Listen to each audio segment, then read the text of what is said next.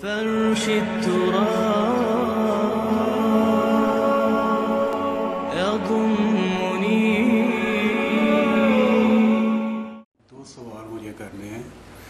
پہلا یہ کہ جو لوگ دنیا سے چلے جاتے ہیں ہمارے بزرگ، ان کو ثواب پہنچانے کے لیے اگر ہم کسی کو بلاتے ہیں، بچوں کو یا کسی حافظ قرآن کو کہ قرآن پڑھیں، تو کیا وہ ثواب انہیں ملتا ہے؟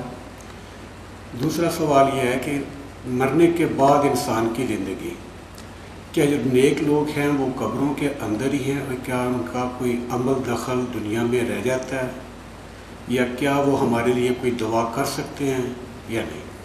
پلیز ذرا تفصیل سے اس معاملے میں روشنی فرمائیے. اس میں تو کیٹیگوریکل میرا جواب ہے کہ قطعاً نہیں، بلکہ یہ بدعت ہے.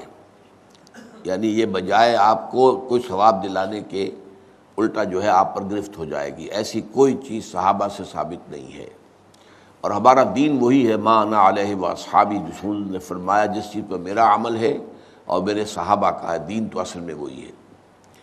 جہاں تک ایصال ثواب کا تعلق ہے، اس میں ہمارے ہاں ذرا کافی مختلف آراء موجود ہیں. مجھے اس رائے سے اتفاق ہے کہ مالی اگر کوئی عبادت ہے، اس کا ثواب آپ اپنے کسی فوت شدہ بزرگ کو منتقل کر سکتے ہیں. مطلب آپ نے کسی بیوہ کی کوئی مدد کی ہے، کسی یتیم کی کوئی مدد کی ہے، کسی دینی کام میں پیسہ لگایا ہے، کوئی صدقہ جاریہ شروع کیا ہے خدمت خلق کے لیے وغیرہ وغیرہ، تو اس کی تو جو ہے اس کے ثواب کو منتقل کیا جا سکتا ہے کہ اللہ اس کا ثواب میرے والد یا میری والدہ کے روح کو پہنچا دے. جسمانی نہیں، آپ نماز پڑھ کے کہیں اس کا ثواب، یا روزہ رکھ کر کہیں کہ اس کا ثواب، یا یہ کہ آپ قرآن پڑھ کر کہیں، یہ آپ ہی کو ثواب ہوگا. آپ خود پڑھیں گے آپ کو ثواب ہوگا. البتہ ایسے تمام افعال کے بعد جب آپ اللہ سے دعا کریں گے، یہ نہیں کہیں گے کہ میرے اس فعل کا ثواب منتقل کر دے، اے اللہ میرے والدین کی مغفرت فرما.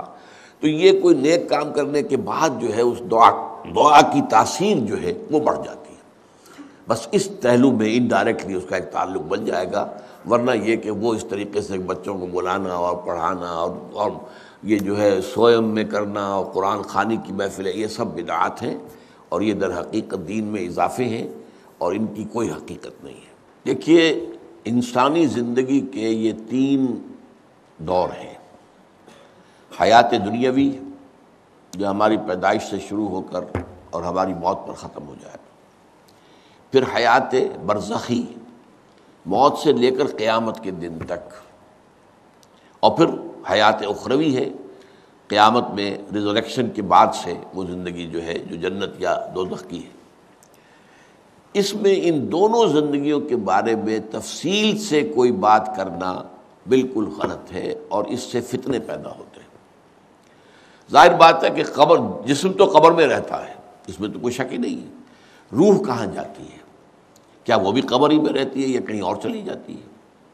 قرآن مجید میں سجین اور اعلیٰ علیین کا ذکر موجود ہے، لیکن یہ تمام چیزیں متشابہات میں سے ہیں. یہ تمام چیزیں قرآن مجید میں سورہ آل عمران کے شروع میں بیان کیا گیا ہے کہ ہم نے یہ کتاب اتاری ہے، اس میں کچھ آیات محکمات ہیں، کچھ متشابہات ہیں. وہ متشابہات کا ایگزیکٹ مفہوم جاننا اس وقت ہمارے لیے ممکن نہیں ہے. یہ تو جب اس عالم میں ہم پہنچیں گے تو معلوم ہوگا کہ ہاں یہ بات تھی کہ جو قرآن مجید میں اس طور سے کہی گئی تھی. لیکن یہ کہ اس وقت جو ہے جتنا کچھ ہمیں حدیث صحیح میں مل جائے یا قرآن میں مل جائے، اس عالم برزخ میں بھی یہ تو ہوتا ہے کہ جو نیک لوگ ہیں انہیں کچھ نہ کچھ جو ہے اثرات اچھے ان پر پڑتے رہتے ہیں، ان کی ارواح پر کہہ لیجئے، اور کچھ جو برے ہیں ان کے اوپر جو آخری انجام ہونا ہے اس کی کچھ ریفلیکشن ہوتی رہتی ہے، جس کو حدیث میں کہا گیا ہے کہ ہر قبر جو ہے وہ یا تو جنت کے باغیچوں میں سے ایک باغیچہ ہے یا دوزخ کے گڑھوں میں سے ایک گڑھا ہے. یا کہیں کہہ دیا جاتا ہے کہ کھڑکی کھول دی جاتی ہے اس میں، یا جنت کی طرف سے ٹھنڈی ہوائیں آئیں، خوشبوئیں آئیں، اور یا دوزخ کی طرف سے کہ آگ کی لپٹ آئے. دوزخ میں داخل ہوں گے قیامت کے بعد ہی، اور جنت میں داخل ہوں گے قیامت کے بعد ہی، لیکن اس کے کچھ آثار پڑنے شروع ہو جاتے ہیں. وہ جس کو انگریزی میں آپ کہتے ہیں coming events cast their shadows before, بعد میں آنے والے واقعات جو ہیں ان کے کچھ سائے جو ہیں پہلے سے آنے شروع ہو جاتے ہیں. تو اسی طرح سمجھیے کہ جو کچھ آخرت میں کسی انسان کے ساتھ ہونا ہے اس کا ایک عکس جو ہے وہ عالم برزخ میں شروع ہو جاتا ہے۔